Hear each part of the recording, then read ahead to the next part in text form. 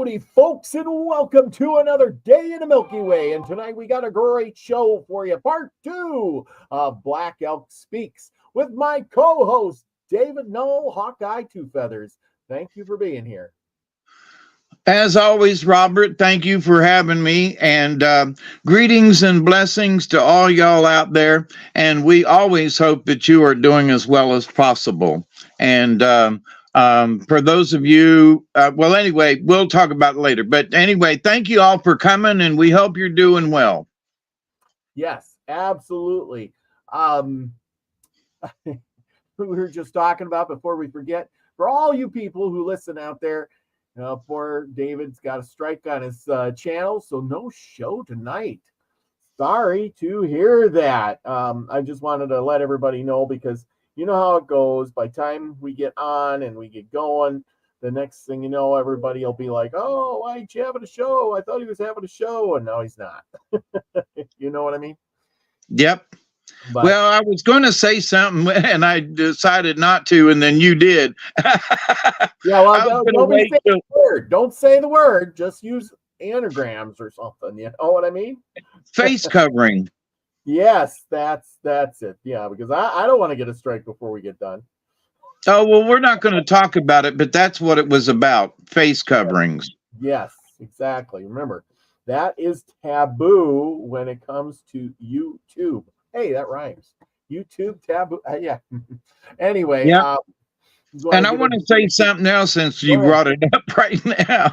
I must be doing something, because within just a couple of hours, they had taken my video down from last week.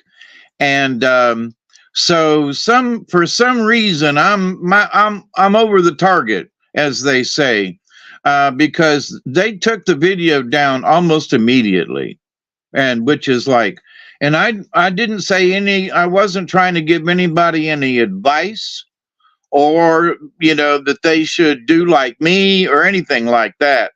But so be very careful. But apparently old Hawkeye has pissed some folks off out there, because they've taken down 5 videos of mine now within the last 6 weeks. Yep. Max just got his channel back. He was banned for a little while, a week or two.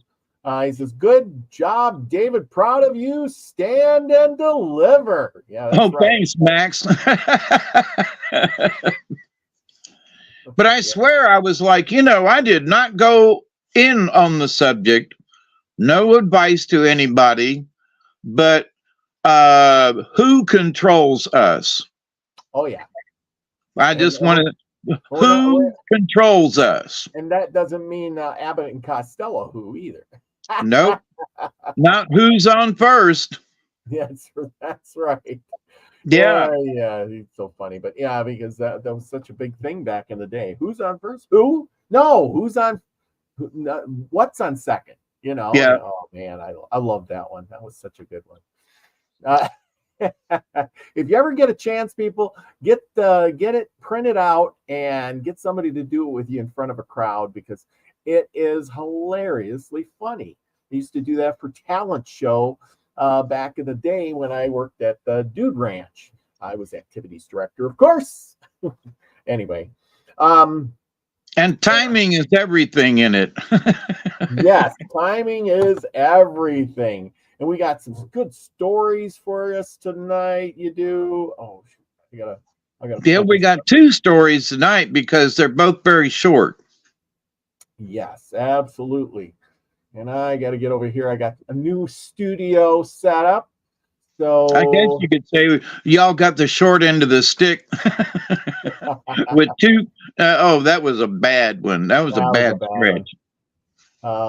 Yeah. No, I got a new studio here. As you can see now, I don't have the green. I got a green screen, and it's working pretty good versus the thing that takes down my So that's the way it goes. Anyway, all is good. Tonight we're going to be talking about Black Elk, and we're going to finish up. We're going to start off in the middle. We're going to give a little bit of presentation here. So if you missed the first part, go back and check it out. And we're going to bring you up to date with this little bit here. So we got a recap. Yeah, kind of a recap before we get started. Because instant replay. Instant replay. Who is Black Elk? In the 30s, an American poet named John Neilhart went to Pine Ridge Indian Reservation in South Dakota, and he met up with this Indian guy named Black Elk. Somehow or another, Black Elk was getting up in his age, and he really didn't want to talk to anybody. But John says, I'm going to go up there anyway. And believe it or not, Black Elk says, it was one of those ones where he says, I've been expecting you kind of thing. And so here he is. And John sat down with him and he says, you're a pretty good guy. Come back tomorrow. And when he came back the next day, they had a teepee set up for him so he could stay there. And so every day Black Elk would come out and give his bit of the story, and John would take notes and write stuff down. And he sits down with Black Elk and they smoke the red willow bark together. Remember, we were talking about smoking peace pipes before. They're smoking red willow bark using Black Elk's sacred pipe or peace pipe, in so giving a symbolic offering to the Great Spirit. And then Black Elk begins to recount the story of his life. He talks about encountering the white men, which we recapped last week, the first time when he was 10 years old. They presented to him something evil and benevolent. He would play with his friends, in which he would imagine killing white men. His earliest memories include fleeing west with his people to escape U.S. soldiers. Yeah, they gave a good impression, didn't they? Much of his story is about the tribesmen's actions, fears concerning the encroachment onto their land. As time passes, they are contained more and more, moved from the freedom of the Great Plains to the reservations on which they still reside. A dread of what will come fills the mind of this young Black Elk. His people encounter geopolitical boundaries and white man's concepts of land ownership. We've talked about that. And they just said, hey, this is our boundary. This is our land. That's it. White man says, you ain't paying taxes on that. What do you mean?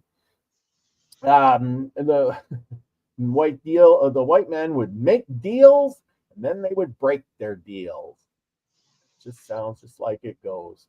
He sits down. Okay, Black Elk expresses his beliefs in idyllic past, a golden age when no one starved and all his people lived in harmony with the land before the white man came and corrupted their ways. He talks about the white man's greed and how it drove off and alienated animals, humans, to separate worlds. Remember, the white man came in there and about Black Elk's age there in the 1860s, 1870s, and literally killed all the buffalo, elk, deer, whatever it was.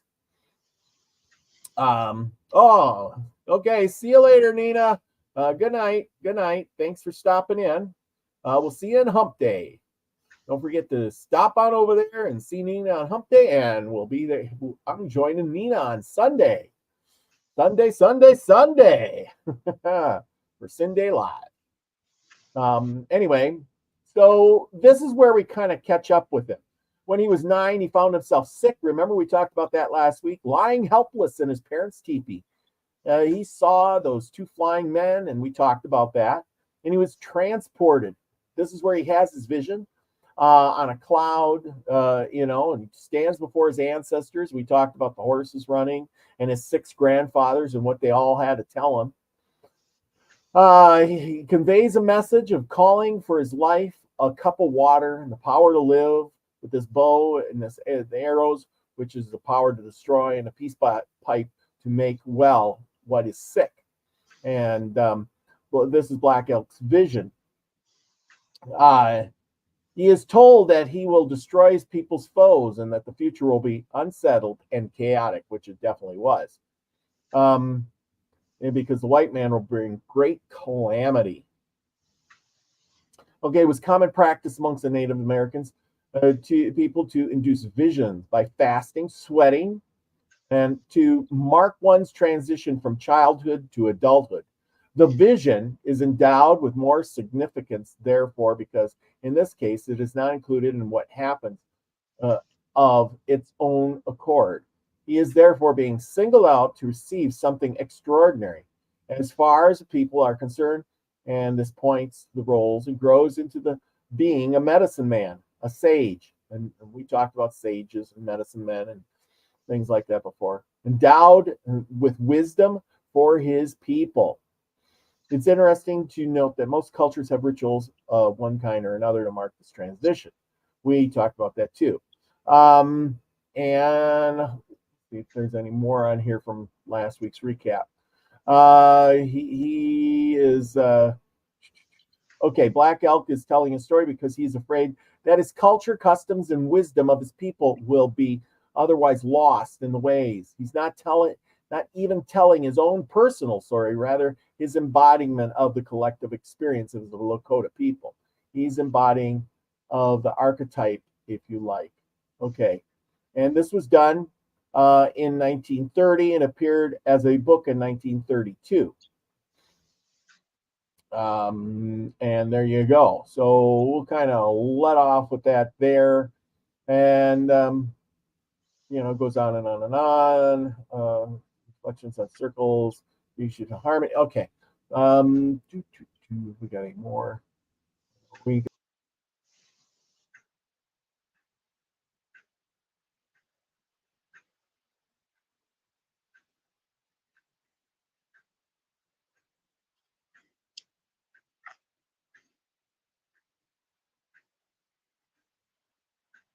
I lost him.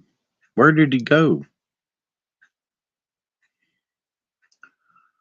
By the 1930s, I can't hear you there, Robert. Oh, there yeah, I was clicking so much, I clicked myself right off the show. I'm thinking, what the heck? I'm looked over and I'm like, you're speaking. I'm like, oh, you didn't hear any of that, did you? Nope, I'm going solo again. I'm clicking the things and I hit I got this new big screen and sometimes the little cursor don't go over like it's supposed to. It says grown men can learn from very little children, for the heart of little children are pure. Therefore, the Great Spirit shows them many things which older people miss, which is so true. You got anything to say about that? There are some old people, but nobody wants to listen to them. But I would say that's true because, the wisdom of young children, because they see things with fresh eyes, where old people are jaded. They've been through life and everything sucks and gonna die soon. And, Yeah. So, yeah, anyway, he did a lot of things. We're going to continue on here with, I think we left off where he's going to start talking about Crazy Horse here. Because we did yeah. Okay, yeah. He's 11 years old. And I think I got a picture of this.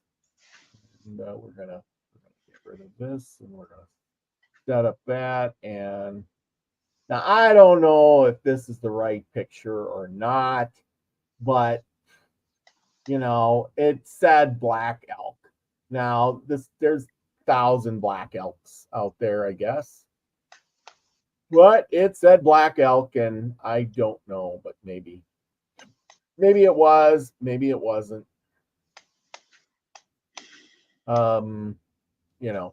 Anyway. Okay, so black elk. It was the next summer when I was 11 years old in 1874. Can you imagine living in 1874? You're living on the plains, you're hunting buffalo, you're doing all them things. Oh my gosh. Okay, just sit back, people, close your eyes and imagine you're back in those days. The Great Plains, no trees in sight except for buffalo and teepees and tall grass as far as the eye can see. Blue skies, no contrails from plains, no white men around. There you are. Okay? Now you got the picture? The first sign of new trouble came to us. Our band had been camping at Split Toe Creek. I love the names of these places. How did they come up with Split Toe Creek? Yeah. Anyway, somebody fell and hurt their foot. Could be. In the Black Hills, and from there we moved to Spring Creek and then to Rapid Creek, where it comes out into the prairie. That evening, just before sunset, a thundercloud came up and there to the west, and it was just before the wind struck that the clouds swallowed the split-tailed swallows, more splits, were flying around. It was like part of my vision, and it made me feel queer. The boys tried to hit the swallows with stones, and it hurt me to see them doing this, but I could not tell them I had a stone and acted as though I were going to throw it, and I did not. The swallows seemed holy. Nobody hit one, and I thought about it, and this I knew, of course, they could not. Okay, now it goes into the crazy horse. The next day, we came to some of the people were building a sweat teepee for the medicine man by the name of Chips. Buffalo Chips, maybe, who was going to perform a ceremony and had to be purified first. You know, you read this stuff and you kind of learn a lot just by reading what they were talking about. They say he was the first man who made a sacred ornament for our great chief, Crazy Horse. While they were heating the stones for the sweat teepee, some of the boys asked me to go with them to shoot squirrels. We went out, and when I was about to shoot one, I felt very uneasy all at once, so I sat down, feeling queer, and wondered about it. While I sat there, I heard a voice that said, "Go at once. Go home." I told the boys we must go at once, and we all hurried. When we got back, everybody was excited and breaking camp, catching the ponies and loading the drags. And I heard that White Chips was in the sweat teepee. A voice had told him that the band must flee at once because something was going to happen there. Then this is why they had medicine men. This is, they didn't have radar.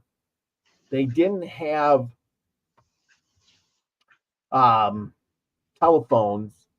They had medicine men. They had vision. Now, they always weren't perfect, but, they believed in them. And then it says it was nearly sundown when we started, and we fled all night on the back trail towards Spring Creek and down the creek at the South Fork of the Good River. I rode most of the night on a pony with a drag because I got he was on the drag pulled by a pony because I got too sleepy to stay on a horse.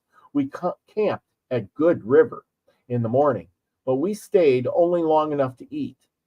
These were tough people. I mean, think about it. You're walking all night long. That's a lot of freaking walking all night. And then you just stop to eat something and off you go again. I mean, could you walk all night long? It depends if the hounds of hell were after me, And so in so many words, that's what it was. We got to go because it ain't like it's a buffalo stampede. No, we got to go. Yeah. Anyway, they fled again upstream all day long. Now they walked all night and all day till they reached the mouth of Horse Creek, where we're going to stay there. We were going to stay there, but the scouts came to us and said that many soldiers had come into the Black Hills, and that was what Chip saw while he was in the sweat teepee. So we hurried on the night towards Smoky Earth River. So now they walked all night, all day, and all night. Wow. And we got there. I woke up, and it was daybreak. We camped a while to eat, and then we went up the Smoky Earth 2 camps to Robinson, for we were afraid of the soldiers up there.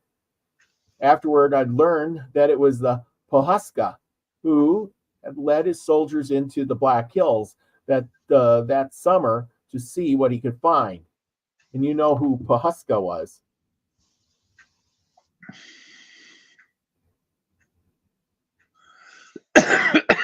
You know who Pahuska was? I can't think of his name now. The one that got murdered. Yes, long hair. General George Custer. Thank you very much. I was sitting here thinking blonde hair, arrogant. Mm-hmm. Oh, name that tune, you know. Yeah, exactly. Yeah. Regine brings up that Toby Keith died today. So our sympathies to him. He was a good one. 62. Gee. So soon they leave this world. Okay. Anyway, we camped there after we learned that the Pahuska, who had led his soldiers into the Black Hills that summer to see what he could find, he had no right to go in there because of that was our country. Also, the Wasichus had made a treaty with Red Cloud in 1868. See, and if we go back to what we once did on Red Cloud signed this treaty saying, he went to Washington, signed the treaty and said, hey, this Black Hills are ours, stay out. And they did. They brought, all the people left and the Indians were good. But that was during the war, or just after the war. And the United States was kind of broke and they couldn't really do anything because they were trying to get the country back together. But as soon as the country was starting to get together, that's when the people started going west and everything was falling apart. Well, also too, there were a lot of things that Custer did that he was a very arrogant man. And I mean, all of the reports after the Civil War, the ladies in waiting and dances and things always said that he was a very arrogant man. And so those arrogant men back in the day was like, his point of view is like, hey, I am George Armstrong Custer. I don't care if Red Cloud signed a treaty. We're going into the Black Hills. The heck with that. So his arrogance, and he deserved everything that he got in Montana. I've just got to say, but so when he knew that the Black Hills were considered sacred, and he went there anyway. That's just how belligerent and full of himself that he was. He's like, the heck with the Indians, I'm going. But it's sacred ground. No, I don't care. Well, he was very arrogant. I agree with you. But he was sent there by the government to see if there was gold in the Black Hills. So that's what he was doing there. And now that's all come out. I mean, that was like a big conspiracy back in the day, but it's come out that that's what his purpose was, is to go in there with a big army troop, see if they could find if there was gold there. And if there was, that would give the U.S. government a good reason to send, troops in there and get rid of the Indians and so forth and so on. And that's what break the treaty. break the treaty. Yeah, because the government's, like I said, they're looking for how much money they can make. Think about the gold they're going to take out of there and how rich the government is going to get on that. So here it goes. Okay. So in 1868, that he could, as long as their grass should grow and the water flow, they would keep their land. Later, I learned too that Pahuska had found there much of that yellow metal that makes the Wasichus crazy. I love how he says that, and that it is what made the bad trouble, just as it did before when the 100 were rubbed out. Our people knew there was yellow metal in little chunks up there, but they did not bother with it because it was not good for anything. And we stayed all winter at the soldiers' town, and all the while, the bad trouble was coming fast. For in the fall, we heard that some Wasichus had come from the Missouri River to dig in the Black Hills for the yellow metal because Huska had told about it with a voice that went everywhere. Later, he got rubbed out for doing that. I love how he puts it, you know. He got rubbed out for doing so. Yes, exactly. And here's how he got rubbed out. The Battle of Little Bighorn, you know, as you can see, lots of teepees, lots of Indians running around, and a lot of dead soldiers. You know, so anyhow, Battle of Little Bighorn, that's what we're talking about. So, okay, the people talked about it all winter.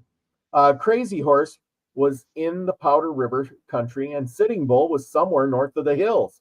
Our people at the Soldiers' Town thought we ought to get together and do something. Red Cloud's people said that the soldiers had gone in there to keep the diggers out. But we, who were only visiting, did not believe it. We called Red Cloud's people hangouts or hang around the fort. That's what they call. We called Red Cloud's people hangs around the fort. And our people said they were standing up for the Wasichus, and if we did not do something, we should lose the Black Hills. Now, this is the important part. In the spring, when I was 12 years old, this is 1875, more soldiers with many wagons came up from Soldiers' Town at the mouth of the Laramie River and went into the Black Hills. There was much talk all summer in the moon of making fat, which is June. Remember how we talked about the months? June is the moon of the month of making fat. There was a sun dance there at the Soldiers' Town to give the people strength, but not many took part because everybody was so excited about talking about the Black Hills. I remember two men who danced together, and one had lost a leg in the Battle of the Hundred, slain, and one had lost an eye in the attacking of the wagons. So they had only 3 eyes and 3 legs between the two of them to dance with. We boys went down to the creek while they were sun dancing and got some elm leaves, and we chewed up and threw on the dance. Yeah, we boy, I gotta say this again because it doesn't even make any sense. We boys went down to the creek while they were sun dancing and got some elm leaves. Everybody knows what an elm tree is, right? And we chewed up and threw on the dancers while they were all dressed up and trying to look their best. We even did this to some of the older people, and nobody got angry because everybody was supposed to be in a good humor and to show their endurance in every kind of way. So they had to stand the teasing too. So what do you think of that? The chewed up elm leaves is sort of like spitballs. Oh, okay. Okay, I get it. It was just, they could have chewed something else, but Yeah. it's okay. spitballs. The next we got in the moon when the calves grow hair. What month is that? Think hard. When the calves, the buffalo calves grow hair. Well, that'd be in the fall. Yeah, pick a month. September. Wow, bingo! You get a gold star. Yes, there you go. I know you'd figure it out sooner or later. That's the thing. They have it. When they say, they're right on there. They're right on. September. There was a big council with the Wasichus at the Smoky River at the mouth of the White Clay Creek. I can remember the council, and I did not understand much of them. Many of the Lakotas were there, also Sheilas and Blue Clouds.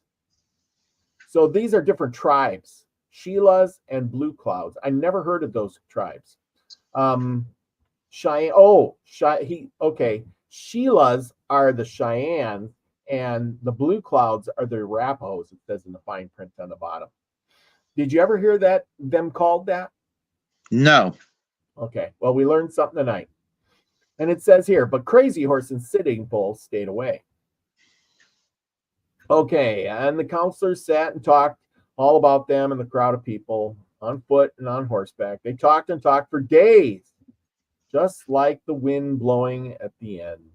I asked my father what they were talking about in there, and he told me that the grandfather at Washington wanted to lease the Black Hill. Lease. Did you hear that? Lease. We're just gonna lease it from you. We're gonna send thousands of people up there to lease the land, and then we're gonna dig it up, and then we'll all leave and go away, right? He wanted a great grandfather wanted to lease the Black Hill so that the Wasichus could dig yellow metal, and that the chiefs of the soldiers had said if we did not do this, the Black Hills would be just like melting snow, held in our hands because the Wasichus would take the country anyway. And they did. Made me sad to hear this. Also, I thought of my vision and how the spirits took me there to the center of the world. After the council, we heard the creeks of the Wasichus that were flowing into the in the hills because like rivers. And it looked like bad trouble coming. It looked like bad trouble coming. So our band broke camp and started out to join Crazy Horse. So that's what they did. They went down and traveled and traveled and traveled. And we're going to just jump ahead a little bit here.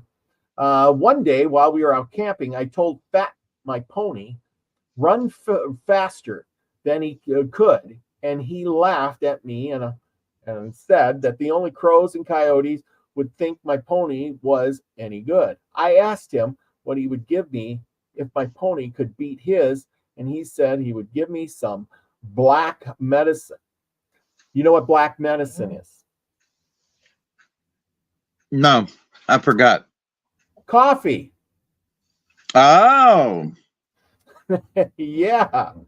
So we ran, and I got the black medicine. All the while we were running, I thought about the white wing of the wind the second grandfather of my vision gave me, and maybe that powder went into my pony's legs. Okay, so they raced to Crazy Horse's camp on the Powder River. There were some hang around the fort people there, or that came with us. And when they saw that we were going in to join Crazy Horse, they left us and started back to the soldiers' town. They were afraid there might be trouble, and they knew Crazy Horse would fight, so they wanted to be safe with the Wasichus. We did not like them very much. And see, this is what it tells me. It tells me that these people were very, very divided. They were divided on what they wanted to do. A lot of them didn't want to fight, but a lot of them said, hey, they're taking our sacred land, they're taking all our stuff, they're killing all the buffalo, we got to do something. Okay, so skipping over here to after a while, we came to a village in the Powder River and went into the camp at the downstream end, and I was anxious to see his cousin was Crazy Horse. Did you know that? Again, for now that it began to look like bad trouble coming. Everybody talked about him more than ever, and he seemed greater than before. I was also getting older. Of course, I had seen him now and then ever since I could remember, and I heard stories of his brave things he did. Now he's going to tell a story about Crazy Horse.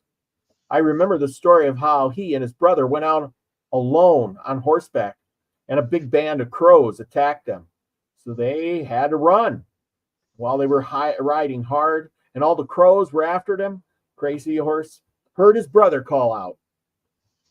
And then when he looked back, his horse was down and the crows were almost on him.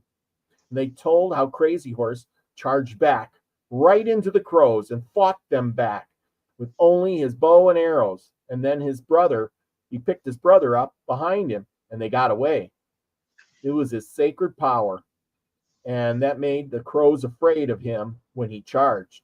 And the people told stories of when he was a boy and used to be around with the old Hump all the time.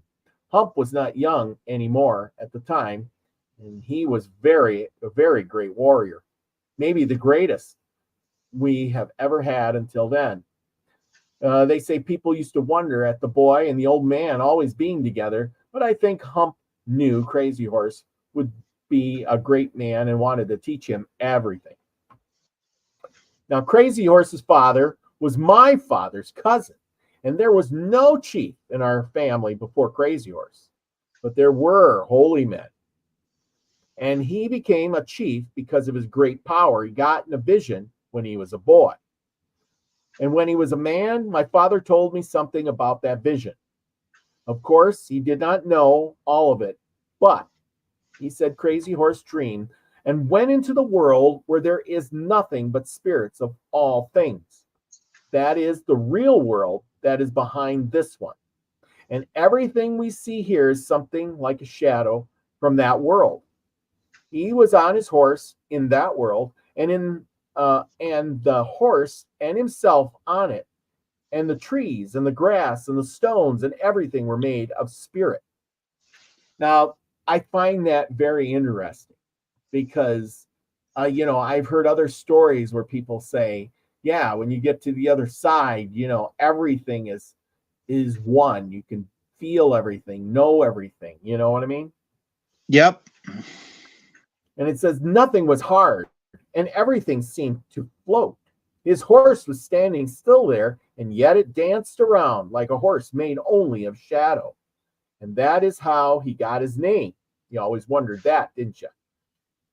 Which does not mean that his horse was crazy or wild, but that in his vision it danced around in a queer way. In it was his vision that gave him his great power. And for when he went to fight, he only had to think of the world to be in it again. And so he could go through anything and not be hurt until he was murdered by those Sichus at the soldiers' town on White River. Well, I guess the vision didn't help him there, did it now? And so I have, of course, a presentation about Crazy Horse because we're talking about that. Okay, Crazy Horse's final vision. The Prophet Lakota leader final days still haunt us today.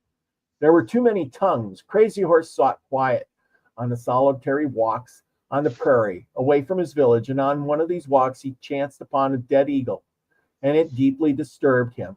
Crazy Horse returned to his lodge and sat in silence for several hours.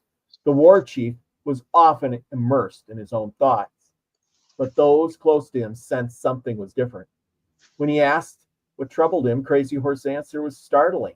He said he found his dead body on the prairie. A short time after the incident, Crazy Horse experienced a terrifying dream. In the dream, he rode a white pony on an elevated plain. On all sides were enemies and even cannons. Crazy Horse said he was killed in his dream, but how he met his fate he didn't know. All he knew was he didn't die from a bullet, for a man guided his visions and dreams. His powerful nightmare could only be foreboding. And so that is his final vision. So, what do you think of that? Interesting. Yeah, to say the least. Yes, it is. It just tells you that he could see and he had great power, but he was troubled. You could see that he was troubled, and that he wasn't gonna, he knew his fate was sealed. He wasn't gonna make it for long. Okay. Well, we're gonna, and here's the thing, as we have learned over the years, everything in the quantum, we've talked about it, that the spirit is with us everywhere. So whatever the Wasichus were planning, Yep. Was in that quantum reality. It was in the great mystery because they spoke it. So one could say that he was sort of remote viewing, in a Yeah. way. So he was picking up this energy from the white man, and he felt he was doomed, and he was. But anyway, I just thought I'd point that out. Yep. Okay. We're gonna skip ahead to when Crazy Horse gets killed. We're gonna find out how he got killed. We all would like to know that. Late in the moon of the dark red calves. What is late in the? Here's your time to guess. Think hard. Late in the moon of the dark red calves. What month is that? December. Nope. We're in it right now. Oh, January? Oh, February. Yes, February. There was a big thaw, and our little band started for the Soldiers' Town, but it was very cold again before we got there. Crazy Horse stayed with about 100 teepees on powder, and in the middle of the moon of the snow blind, which is not a clue. The moon of the snow blind, March. Okay, something bad happened there. It was just daybreak. There was a blizzard, and it was very cold. The people were sleeping, and suddenly there were many shots and horses galloping through the village. It was the cavalry of the Wasichus, and they were yelling and shooting and riding their horses against the teepees. All the people rushed out and ran because they were not awake yet, and they were frightened. The soldiers killed as many women and children and men as they could while the people were running toward the bluff. Then they set fire to some of the teepees and knocked the others down. But when the people were on the side of the bluff, Crazy Horse said something, and all the warriors began singing the death song and charged back upon the soldiers. And the soldiers ran, driving many of the people's ponies ahead of them. Crazy Horse followed them all day and with a band of warriors, and that night he took all the stolen ponies away from them and some of their own horses and brought them all back to the village. These people were in their own country and were doing no harm. They only wanted to be left alone. We did not hear of this until quite a while afterwards, but at the Soldiers' Town, we heard enough to make us paint our faces. And there you go. That's what Crazy Horses does. I thought that was the part with the thing where he gets killed. Well, it says, the moon making fat, June. Thought I had it underlined somewhere here. And out to find the chum wagon. The maidens chopped the tree down and trimmed off the branches, and chiefs were the sons. Okay. Anyway, there was a spot in here. Okay, well, we were all getting ready. I was getting ready too. Okay, because Crazy. This is a while after. This is June now, and they're met up with all these other different tribes. While they were getting ready, I was getting ready too, because Crazy Horse was going to lead the warriors, and I wanted to go with him. But my uncle, who thought a great deal of me, said, "Young nephew, you must not go. Look at the helpless ones. Stay home. Maybe there will be plenty of fighting right here." So the war parties went out without me. Maybe my uncle thought I was too little to do much and might get killed.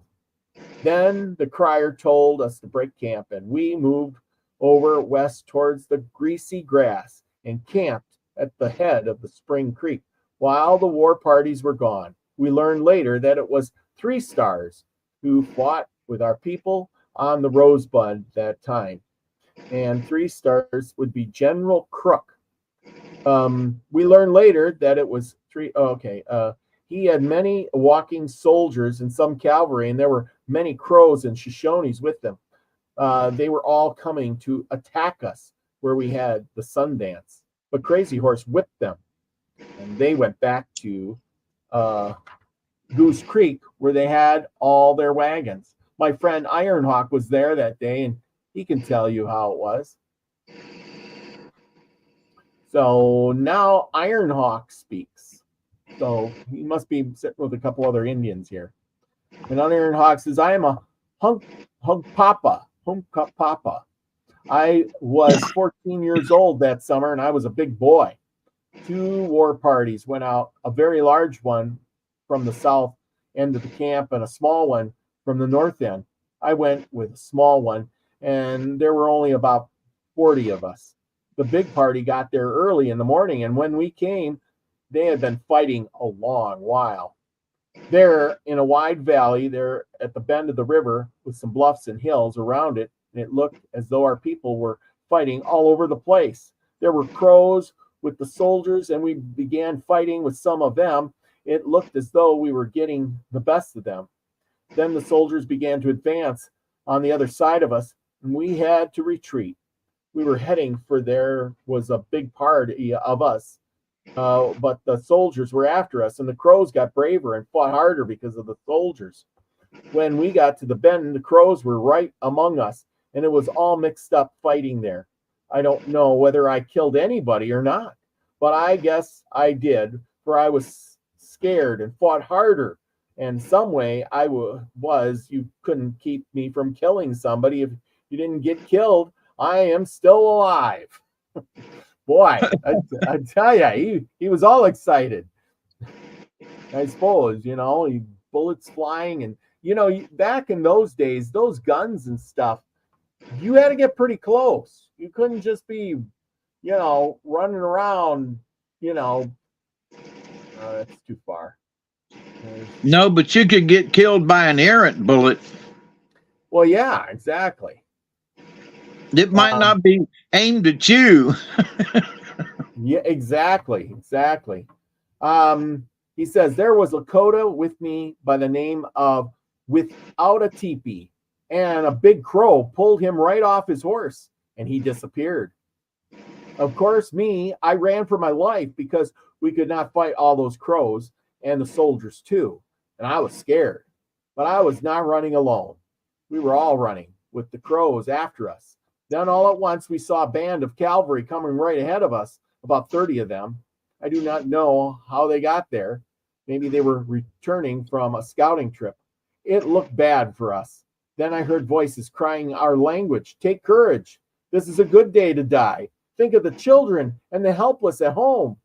So we yelled, honka hey, and charged on the cavalry and began shooting them off their horses, where they turned and ran. They were running towards their big party, and I could see many people were fighting over there. But everything was all mixed up, and you could not tell what was happening. It was a pitiful, long stretched out battle. They fought all day. Then the crows were on us from behind, and we turned around and charged back at them. But many soldiers were behind them coming, so we all had to run, crying, yay, hey, because there were not enough of us. Now I was scared. He's scared again. And I ran for my life. I came to a rocky place, and my pony stepped between 2 stones and nearly tore his hoof off. Yeah, I hate it when that happens.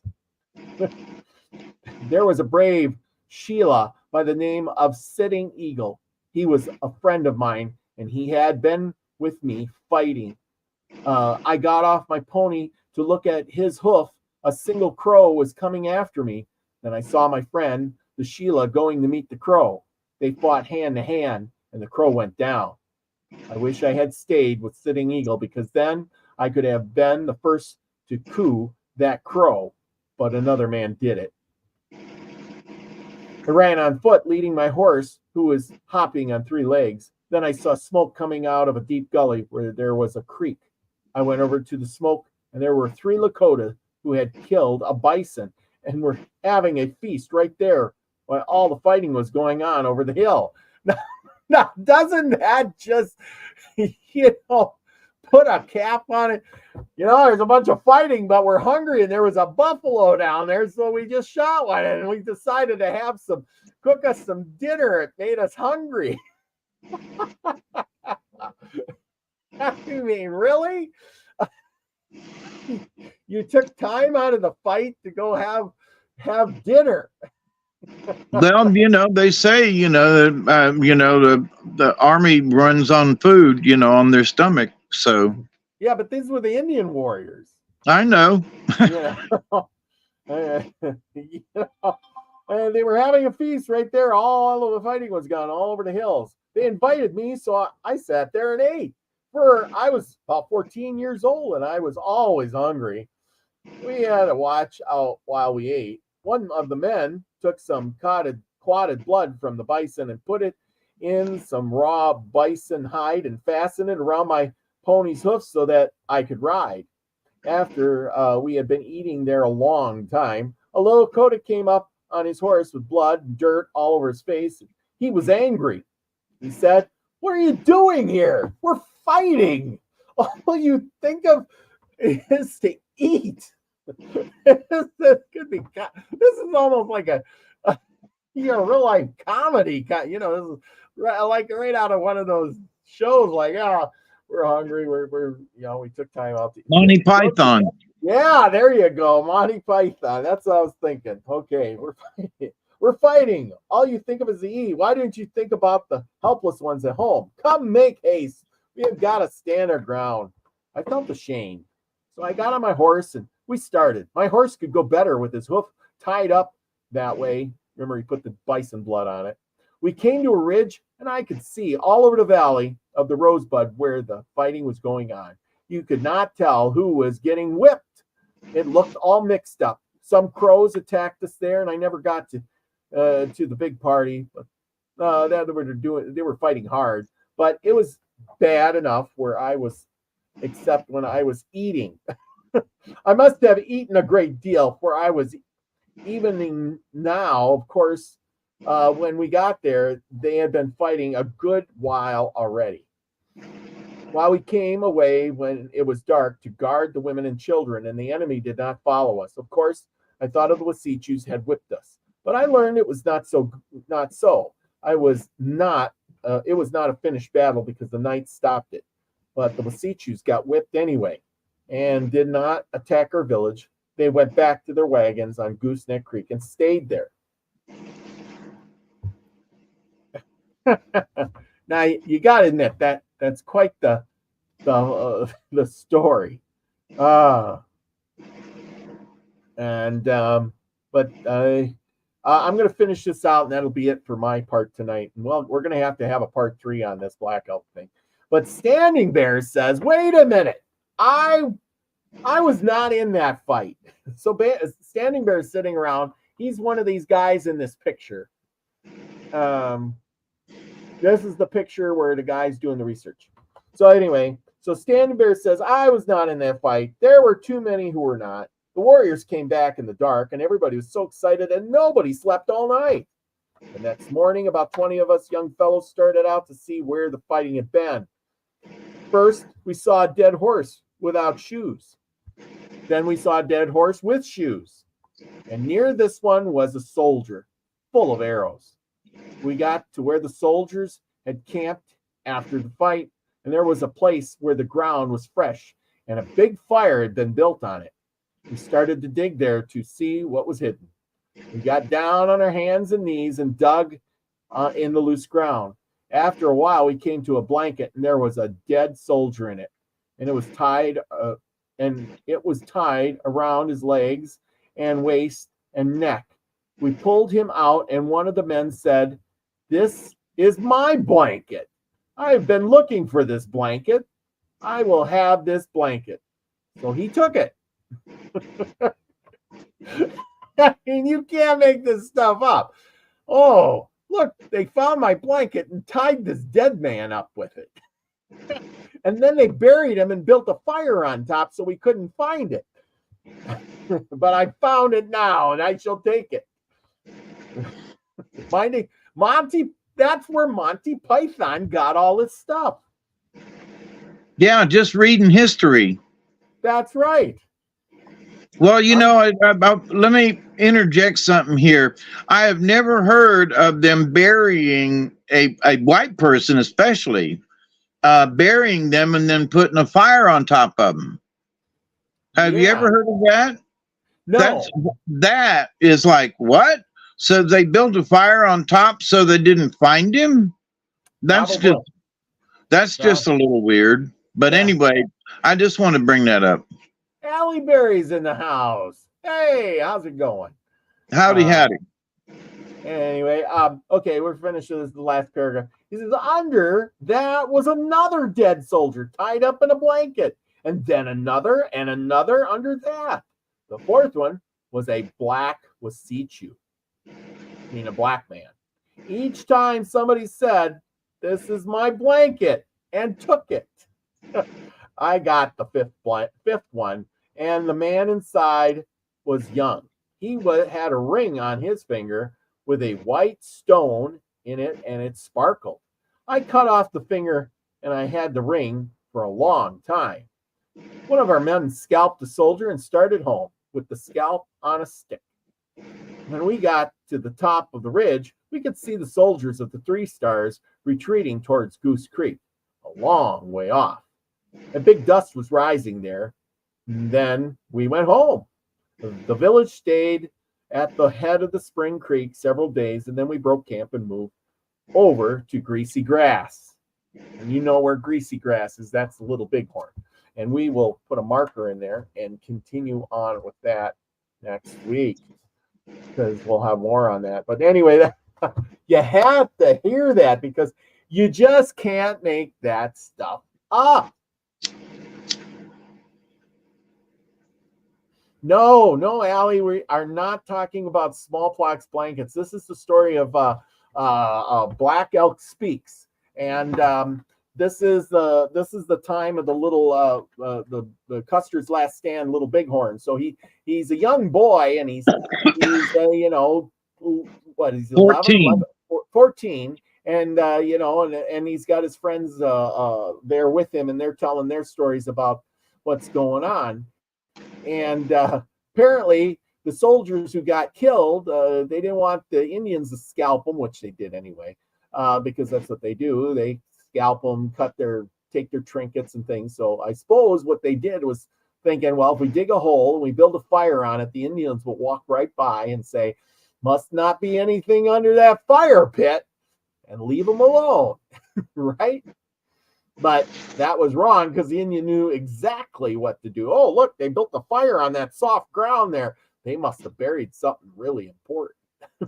Yeah, you know, it's like, ain't that suspicious? I mean, if they had, you know, he said he got the 5th blanket. So there were 5 guys buried in this hole. Yeah. Now, so you got to think about how much dirt was taken out and that they had to put back on it. So there must have been a hell of a mound. Well, yeah, either that or they scattered the dirt out all over the place, and then they built the fire. Well, I suppose that's why they built the fire, thinking, well, it'll look like just a big fire pit, you know. Yeah, so, but my point would be that would look suspicious. It would. Didn't fool that those would Indians. Look suspicious. They knew exactly what was going on. They said, oh, look, there's something buried under there. You know, that could be a skit. I tell you, that could be, that would have been Monty Python right there. Hey, look, that first guy. Look, there's a dead man, and he's buried in my blanket. That's my blanket. I've been looking for that blanket. It's mine. Look, there's another one there. He's buried in a blanket. Hey, that one's mine. That one's mine too. I've been looking for that thing all over the place, and now it is. It's right there. Yep. Oh boy, Chloe's in the house. Thank you, Chloe. And Jeannie's in the house. Thank you for being here. So you know, anyway, let me bring up something here. In that, they haven't said anything about collecting their dead. No, they haven't. The one time they did, well, in the first part 1. Remember, he went in that one fight, and that was the Battle of the 100, he calls it. And right. when they got done fighting, it was so cold they left everybody and went home. Right. They didn't collect any dead people; they just left. And then they brought the wounded, and they died along the way, or when they got back, they died. So right. You know, well, I would think that they would take care of their friends and neighbors and relatives, but I'm just curious in that he has no mention of it. It's after the war and everybody's dead and everybody's lying around. But I mean, do you think that they would have just left them all? Yeah, I'm just saying, you know. Yeah. Well, they knew when they seen, like, they were seeing horses. Oh, there's a horse. No shoes on it. That's an Indian pony. Oh, that one's got shoes on it. Must be a soldier's horse. Anyway, that's funny. Yeah, I wonder who has the diamond ring now. Jeez. Yeah. So I gotta get that ring, so I just cut off his finger. Jeez. You know. And a white stone could have been an opal. Oh yeah. Or yeah. it could have been like a pearl or a mother and pearl, but if he said a white stone, diamonds aren't white, they're clear. Yeah. So I just, you know, my first thought was, I wonder what is white. I don't think because just the way he said a white stone, I'm like, you know, there are lots of other semi-precious stones, you know, other than a diamond. Well, I think a diamond would be more like a clear stone. Exactly. And he would have said clear, I think. Yeah. Because he would have, I mean, did they, you know, it'd be either clear or cloudy. I don't know. But yeah, a diamond, I would say, would be clear versus a white stone. Like you said, it would either be opal, could be pearl, could be, you know, something on that order. I don't know. Or mother of pearl possibly, but anyway, but so but I wouldn't necessarily go right to diamond, you know what I mean? Yeah. F Kitty says diamond wasn't popular until later. So there you go. Right. Exactly. Yeah. So. And it was really for the rich. Yeah, because until really for the rich. really for the rich. You know. Yeah, exactly. White rock, was it an opal? We don't know. He just said it was white stone. You know, think in basic simple terms, what you would see if you had a stone on a ring, then it was white, because that's kind of how he describes everything at face value. Do you notice that? Face value, like the months. It's when the calves grow hair. Well, you're going into winter, you're going to start growing hair. And by the end of the winter, the calves start to get red colored. You know, they turn blackish. You know, because in the spring, in the fall, they're like a tan when they're born. They're more of a light tan. And then as they get older, they turn colors. And then eventually they turn that black and dark brown kind of color, you know, when they get old. So anyway, so what do you got for us tonight? Well, we got 2 short stories. The first one's a little shorter than the second one. Right. And are you ready to go there? Yeah, so we got Kwa and Skarida, which is raven and one half of anything, as told by George Titus. Now, for those of you, we are still on the Seneca books, the Seneca Indian Myths by J. Curtin, 1923. A brother and sister lived together. The brother never let his sister go out of the house. When he went home hunting, he told his dog to stay at home and get whatever the girl wanted. One day, when the brother was away, the girl wanted water, and not seeing the dog, thought, "What harm can it do? I'll go to the spring and get back quickly."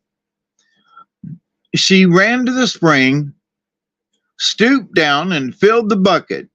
But as she straightened up and rested, putting the bucket at the edge of the spring, someone grasped her from behind, lifted her into the air, and carried her off. The dog followed, barking loudly. He made a spring into the air to catch the girl, but he couldn't reach her. The brother, hearing the dog bark, hurried home, and finding his sister gone, said to the dog, "You have caused great trouble." The dog felt so badly that he bent his head down, curled it under, and became a stone. Gagwaga, the man who stole the girl, took her to an island in the middle of a lake. Every day, Gagwa went away and came back with dry fish that he found on the shore of the lake. Sometimes he brought pieces of human flesh, which he ate himself, sending the girl to get water for him to drink. One day, when the girl went to the edge of the island to get water, a man stood before her and said, "I have come here to tell you that Gagwa is very hungry, and he has made up his mind to kill you tomorrow. He will tell you to bring water and fill the kettle. As soon as this is done, he will take up his club to kill you. You must run behind the post that the kettle hangs on.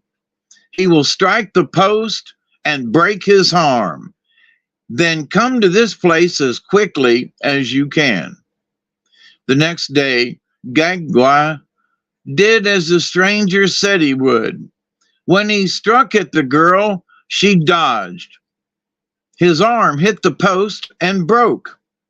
She ran to the lake. The stranger was there and had a canoe. They sat in the canoe and the man pushed out on the lake. This man was Skadegi, one half of anything. When he stepped into the canoe, he divided, and one half sat at each end. They crossed the lake, and as they touched land, the half of Skadegi at the rear end of the canoe was raised up and thrown across the canoe.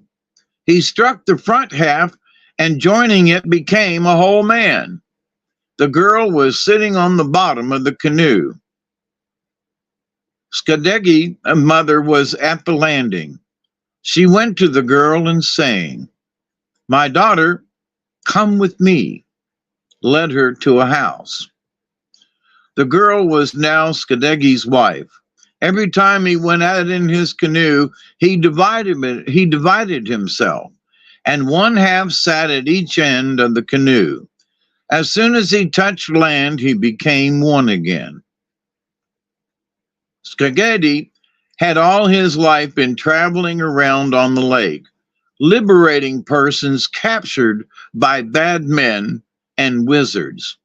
After a time, Skagedi's wife gave birth to twin boys. As soon as they were born, the grandmother threw them into the lake. As they touched the water, they began to paddle and quickly came to shore. She threw them in a second time. In a minute, they were back. She threw them in a third time and far out. When they swam to shore, she said, "That will do." They began to run around and play. The boys grew quickly and after a while said to their father, "You ought to stay at home and let us go out in the canoe and do your work."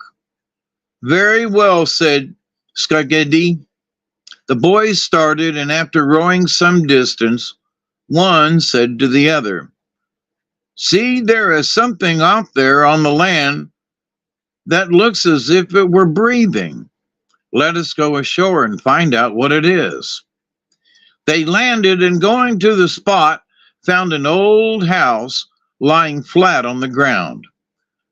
But inside something was breathing, and soon they saw that it was a very old man. They got him out from under the house, and one of the boys said, "This is our uncle. We must take him home." The man was willing to go. As they were leaving the place, he pointed to a large stone and said, "That is my dog." And striking it with a switch, he called out, "Get up!"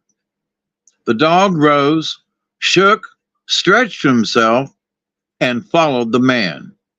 When they reached home, the boy said, "Mother, we have found our uncle." She looked at the man, and sure enough, he was her brother. The boys said to their grandmother, "You must marry our uncle." "Very well," said the woman. After that, they all lived together happily. The end. Wow, that was a short one, if that. Huh? But that was pretty good. That was pretty good. He hit the stone and it turned into the dog. Yeah, well, if you remember at the beginning, the dog was he was into a stone. Yeah. Yeah.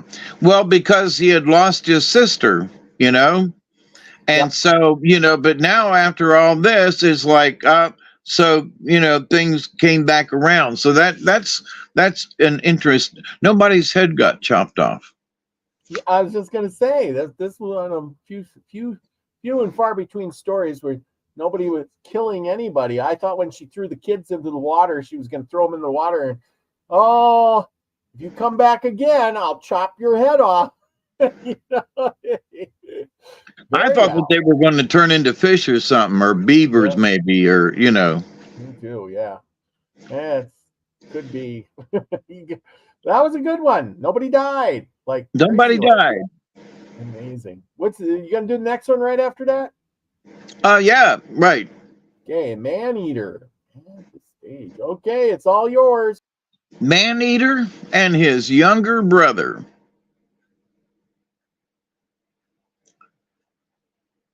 And the characters are Man-Eater, Ungoius, and Frost and Great Cold people. Shaganoiqua Goa. And we've had some of these characters before. Two brothers went on a hunting expedition. After they had been quite a while in the woods and had good luck in finding game, they built a bark house. At first, they had everything in common, but one day, the elder said to the younger, "We must live apart for the future. We will make a partition in the middle of the house and have a door at each end. You will always go out of the door in your part of the house, and I will go out of the one in my part." The younger brother agreed, and they made the partition. Then the elder brother said, "Now each one will live by himself. I will not go to your part of the house, and you will not come to mine. When they want to say anything, we will talk through the partition. You can hunt birds and animals, but I will hunt men and kill them. Neither of us will marry or bring a woman to the house. If I marry, you kill me if you can. If you marry, I will try to kill you." Both agreed to this arrangement and for a long time lived according to it. But one day when the brothers were out hunting, a woman came to the younger brother's part of the house. The elder brother tracked her, caught her at the door, dragged her into his part of the house, killed and ate her. When the younger brother came home, the elder said, "I had good luck today near the house." The younger knew what his brother had done, but all he said was, "It is well to have good luck." A second time, the elder brother tracked a woman to his brother's part of the house. This time he knocked at the door and called out, "Give me a couple of arrows. There is an elk out here." The woman carried the arrows, and the minute she opened the door, he killed her. He dragged the body into his part of the house and ate it up. When the younger brother came, he talked through the partition as before, but said nothing about the woman. The next woman who came to him, he warned against opening the door, told her not to open it for anyone, even for him. He would come in himself. The elder brother ran to the door, knocked, and called out, "Give me a couple of arrows. There is a bear out here." The woman sat by the fire, didn't move. Again he called, "Give me the arrows. The bear will get away." She didn't stir. And after a while, he went into his own part of the house. When the younger brother came, the woman told him what had happened. While they were whispering, the elder brother called out, "Brother, you are whispering to someone. Who is it? Haven't you a woman in there?" "I am counting my game," answered the young man. There was a silence for a time. Then the young man began whispering cautiously to the woman. He said, "In the morning, my brother and I will have a life and death struggle. You must help me, but it will be difficult, for he will make himself like me in form and voice. But strike him if you can." The woman took a small squash shell and tied it in the young man's hair so she might distinguish him. The brother called out, "You have a woman in there. You are whispering to her." But he got no answer. In the morning, the brothers met and began to fight with clubs and flint knives. When their weapons broke, they clinched. Soon both were on the ground. Sometimes one was under, sometimes the other. The elder brother was exactly like the younger and repeated his words.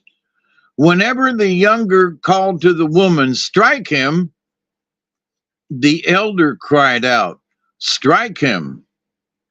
The woman couldn't tell which one to strike. At last she caught sight of the squash shell. Then she struck a heavy blow and killed the elder brother. They put the body on a pile of wood and burned it up, then scattered the ashes. But the young man knew his brother would come to life.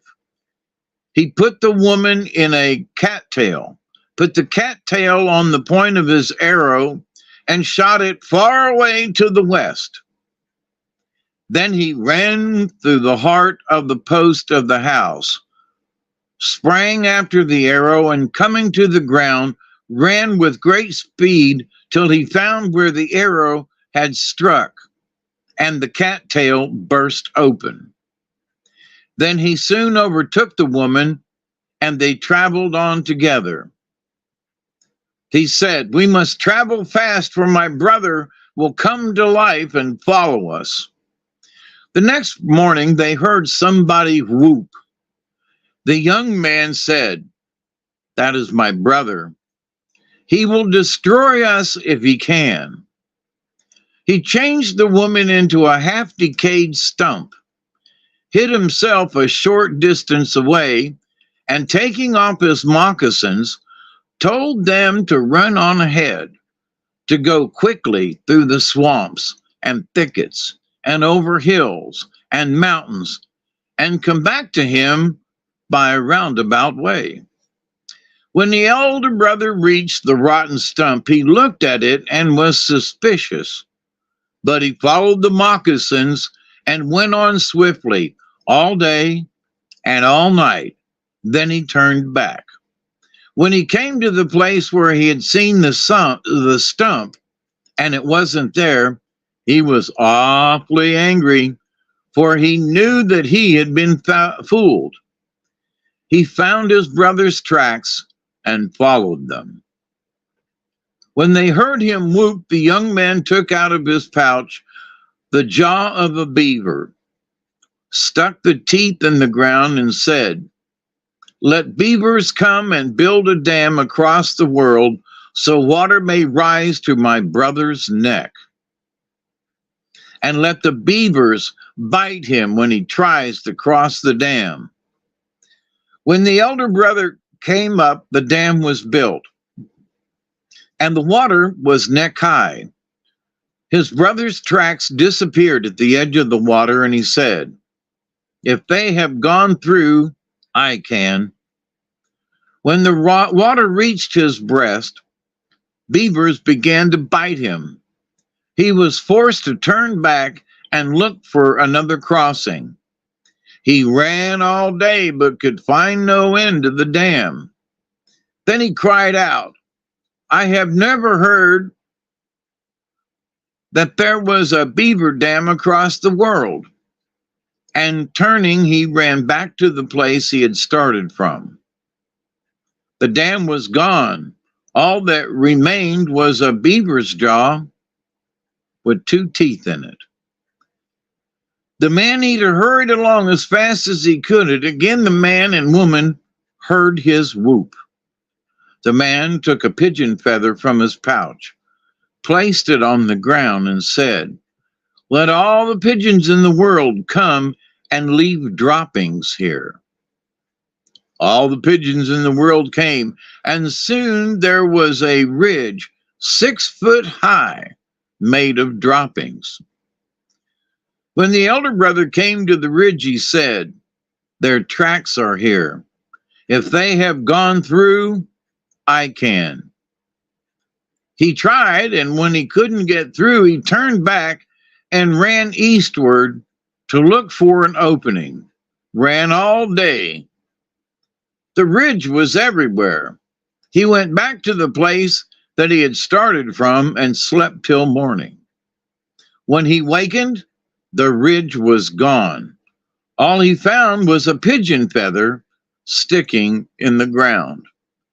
After dropping the feather, the younger brother and the woman ran till they came to where an old man sat mending a fish net. The old man said, "I will delay the man-eater as long as I can.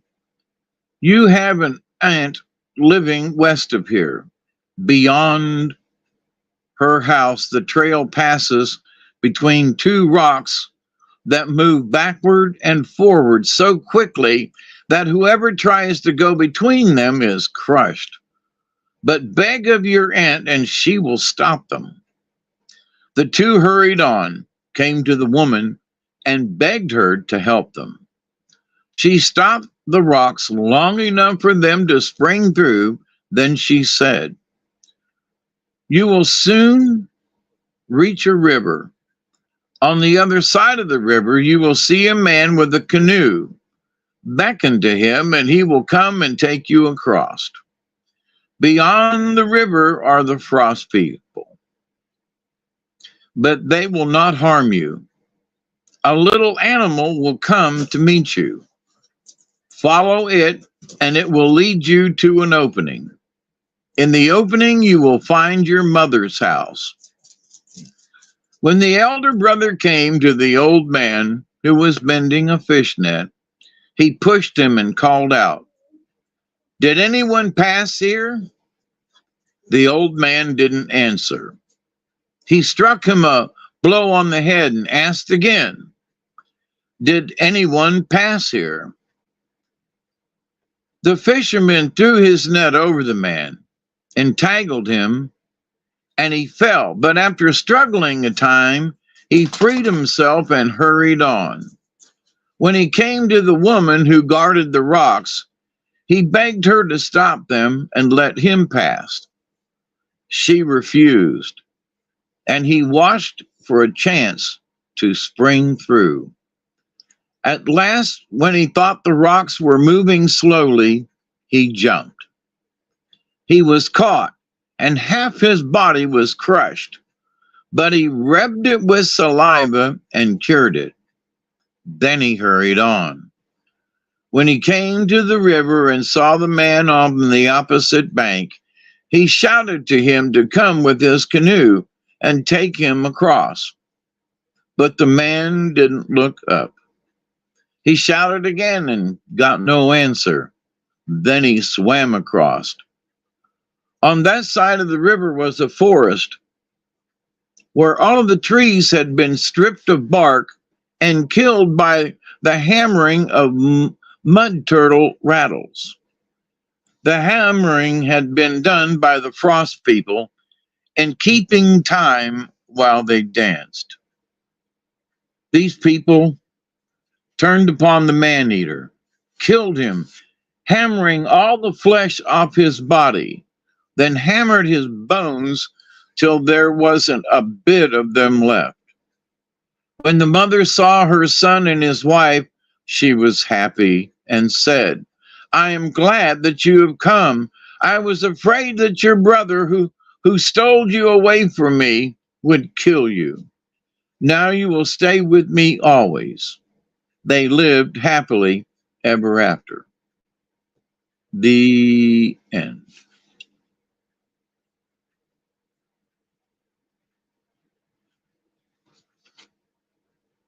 So how about that one for a story, eh?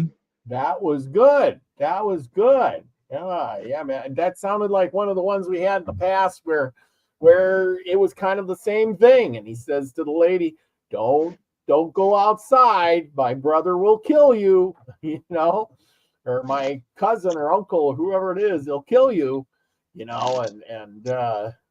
remember that one? There was one like that. And yeah, and there was also one that was had to do with partition too. Yeah, that was the part. Yeah, exactly. There's been several of those, actually. Come to think of it. Yeah, I think there was one with the young boy, and so in this one, so it was very similar, but not the same. Yeah, and then the other one, he put her on an arrow and he shot the arrow across the thing to an island, and then well, in this one he did. Yeah, he turned her into a cattail. Cattail, right? Yeah, and put her on an arrow and shot her as far as he could, and then ran after her. Yeah, ain't that something? Yeah. Well, apparently she couldn't run. I mean, why would he shoot her, but then him run? Anyway, but that's the story. Yep. Like I said, that it kind of reminds me of them other ones, but yeah, that's kind of good. It's good.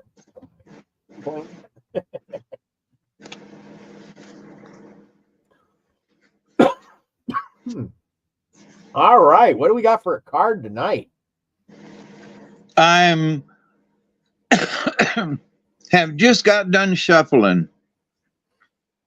Good deal. I got a couple new decks of cards that I ordered. They came in today. I'm going to be presenting them on my show, on the show with Nina on Sunday Live, along with all the merch I got from her Anakarana store. It's going to be fun. We're going to talk about Valentine's Day. Yep. Duggar. I can hear Duggar in the background. Yeah, there's something outside the window. He's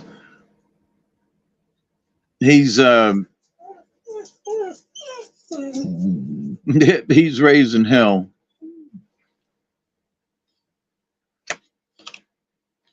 Hang on a sec.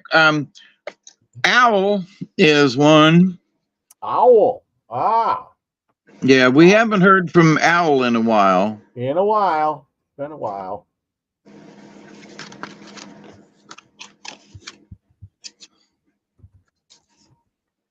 Oh, yeah. Owl.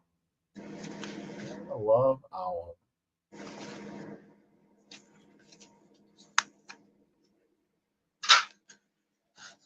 Yep, that girl get him. Hey, Chloe. I'm gonna let him outside. I'll be right back. All right. We can hold down the fort here. We can do it. Not a problem. Yes. Anyway, good night for storytelling it is. And who can't beat a good story? Besides, David does such a good job at it. Chloe. Off the Hook is in the house. F Kitty, thank you for being here.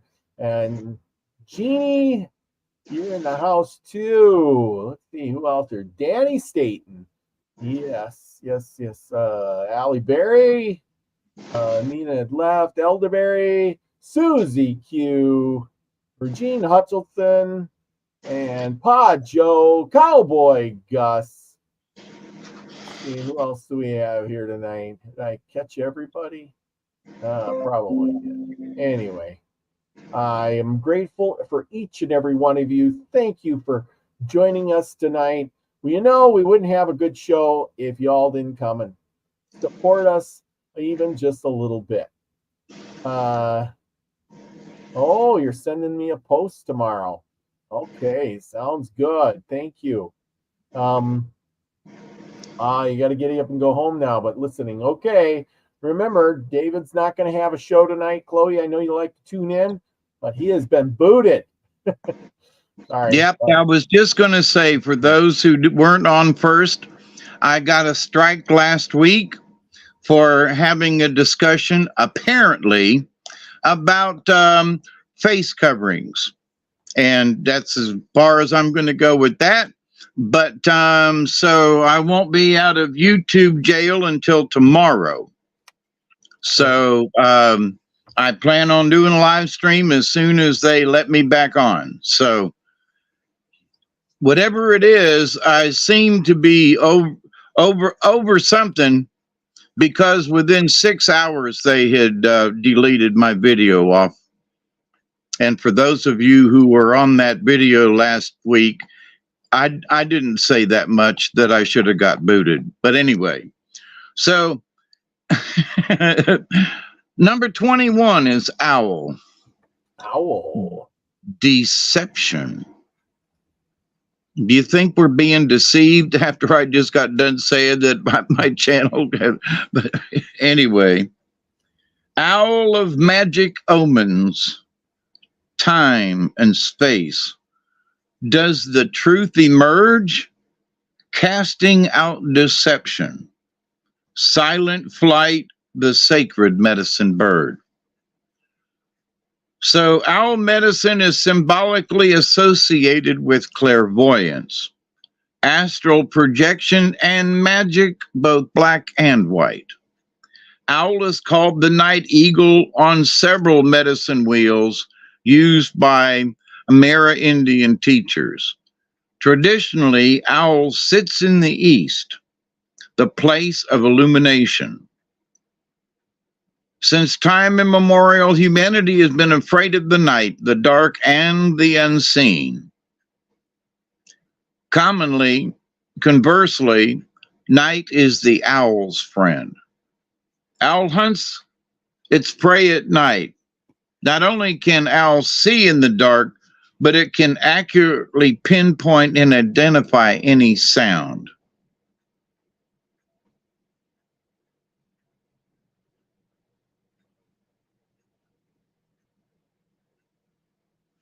Wow, we got weird noises. We have had jets. Sorry to interrupt this, but we've had jets go over the house, and I mean barely over the tops of the trees at full bore, just meow. And whoa, it sounded like that was another one off in the distance coming this way. But anyway, owls are the night hunters. some native peoples are fearful of owl and call its feathers deceiver feathers, and I can attest to that myself. An owl feather is silent. You cannot hear owl when it flies. Owl is oftentimes the medicine of sorcerers and witches. If owl is your medicine, you will be drawn to magical practices. You should resist any temptation to practice dark or black magic, or any art that takes energy away from another person. Is it any wonder in many cultures that owl is a symbol for wisdom? This is because owl can see that which others cannot, which is the essence of true wisdom. Let me read that again. Owl can see that which others cannot, which is the essence of true wisdom. And now, if you can see in a situation where other people are hollering and screaming and you can see the answer, true wisdom. When others are deceived, owl sees and knows what is there. Athena, the goddess of wisdom, the Greek goddess of wisdom, had a companion owl on her shoulder, which revealed unseen truths to her. Owl had the ability to light up Athena's blind side, enabling her to speak the whole truth as opposed to only a half-truth. If you have pulled the owl card, you are being asked to use your powers of keen observation to intuit some life situations. Owl is befriending you and aiding you in seeing the total truth. Owl can bring you messages in the night through dreams or meditation. Pay attention to the signals and omens. The truth always brings further enlightenment. So, owl being, well, that's interesting.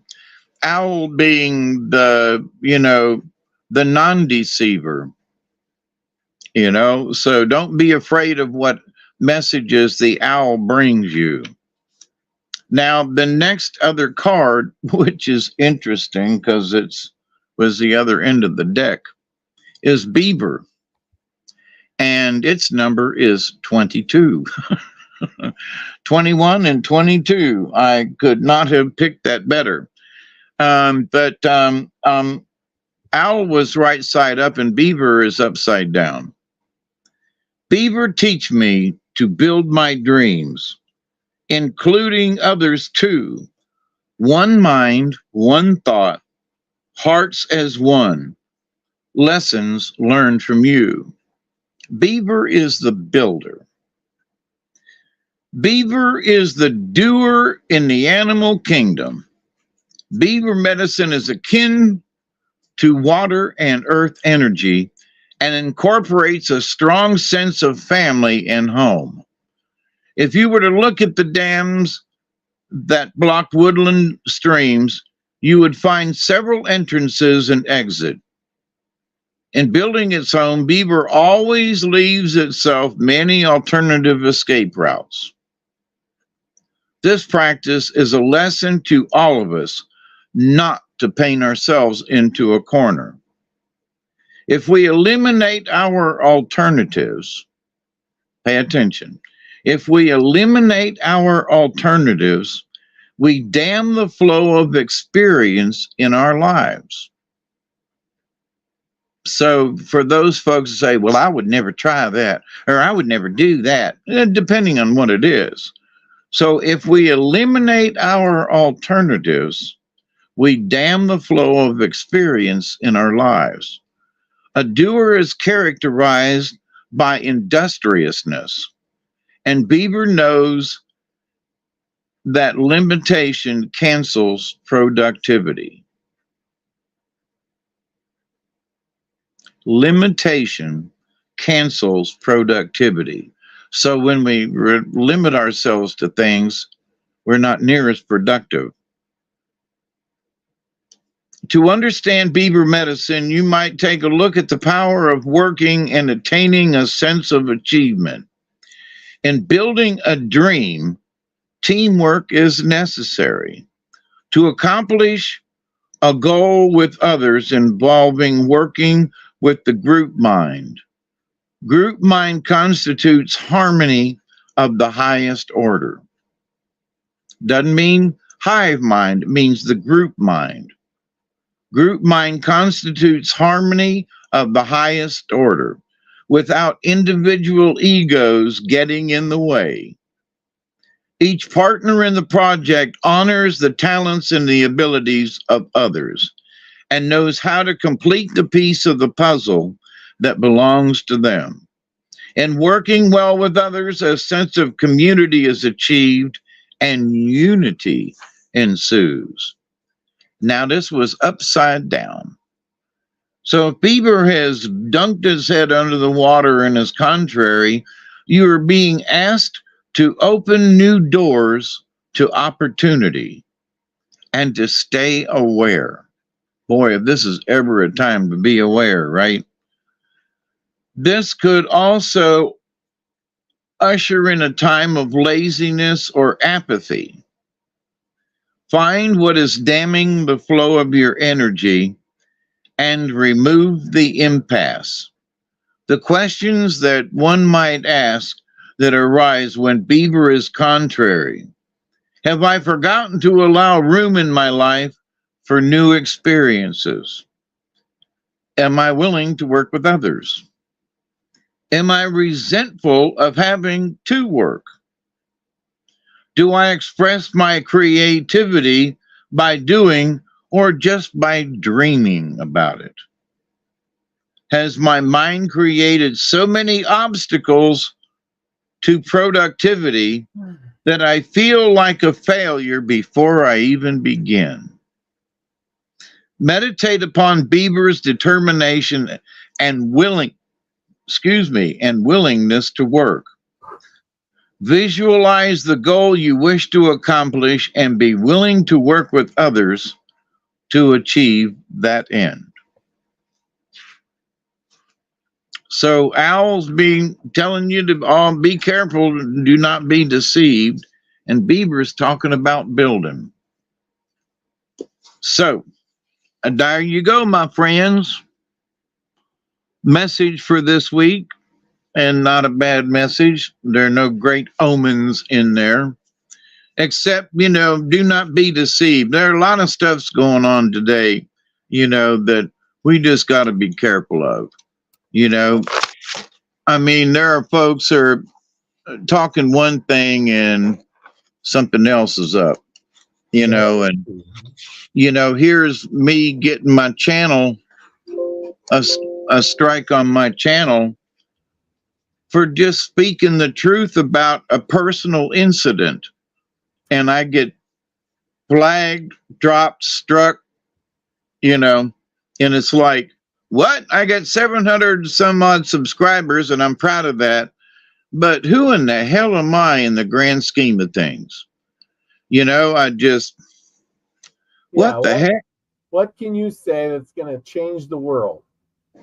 Really, and I wasn't wasn't speaking to people about, oh, you should do this or you should do that. No, I was talking about a personal experience.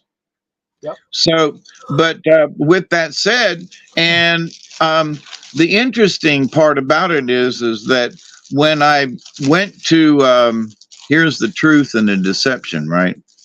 When I appealed the decision, it was less than an hour, and they were like, nope, sorry. I was like, what? We're not even going to talk about it? Nope, bye. Well, that was that. So, but anyway, there's a lot of deception out there. Ooh, come with us and you can say what there's free speech, but don't talk about who. Yeah, there's free speech as long as it's what they want you to talk about. You can freely talk about that all you want. So anyway, it is what it is. It is what it is. Yeah, yeah. So be careful, my friends. Yep. Well, we're wrapping up another show again. I hope you all enjoyed. We'll be back next week with Black Elk, and hopefully you get that finished up. We're gonna get into Custard's Last Stand and see what actually happened from the Indians' point of view, because you know, it was you know, we always get it from the white man's account, I guess. You know what I'm saying? Yep.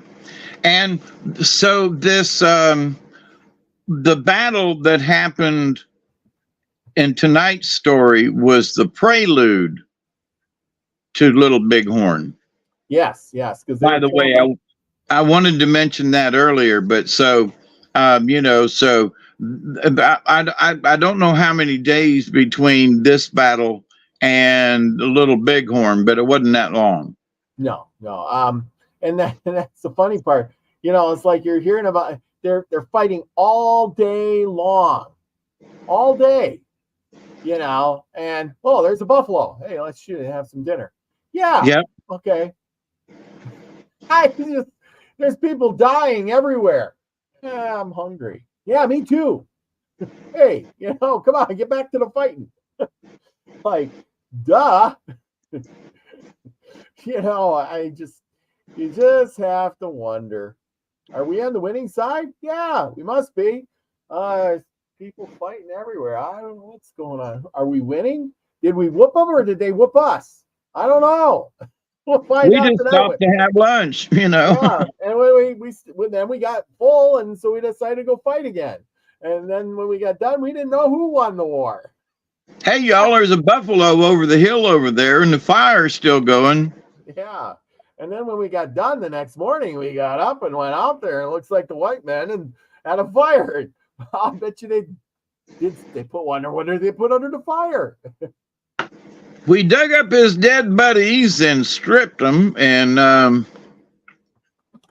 that's where a lot of the times the red man got the blue coats. That's right. That's my blanket. That's my blanket. I've been looking for that blanket, and there he is on that dead man there. That's mine. I'll have to remember that one. That's my blanket. Yeah, dug up this white man, and he was wrapped in a blanket. And that was my blanket. I've been looking for that blanket. I'll have to remember that. Oh boy. Anyway. For what it's worth, the heat probably killed any bacteria. Yes. Yeah, no smallpox on that blanket. Anyway. Anyway, okay. Well, I let's call it a night. Remember, everybody, go out and do something nice for somebody else. Remember, spring is on its way, and it's time to make it a good day. And we'll be back again soon, probably Saturday night. I don't know who's going to be on, but I'll be on Nina's show on Sunday Live, and hopefully we get another one in there, and we'll see David live tomorrow night when he gets his channel back, probably. Huh? Yep. As soon as they let me do it, I'll be back. All right. Sounds good. And with that, everybody, remember, go out and be the frequency you want to receive, because that's the most important thing in the whole wide world. Love you all. Peace, everybody. Cheers, everybody.